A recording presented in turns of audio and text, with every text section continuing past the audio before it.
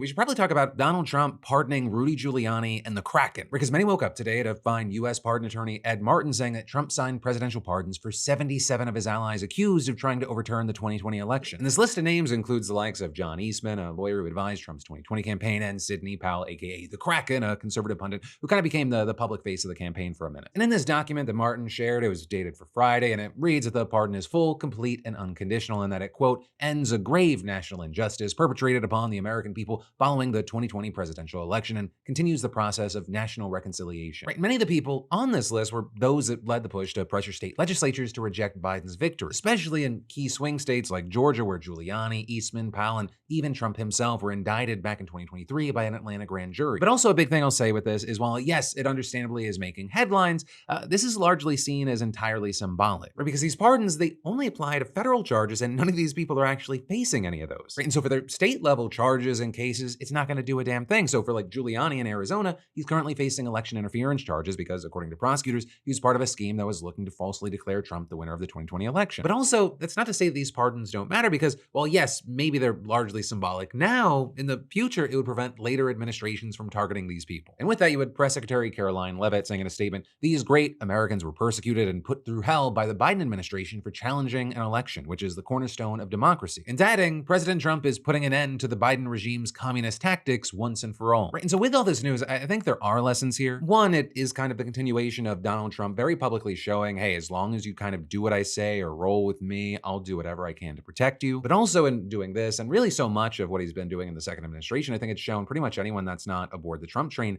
how important local elections are. Right? States' rights, states' laws, who you're electing to enforce those things. It's always been important, but it's really more important than ever and really more highlighted than ever. Accountability and norms been out the window.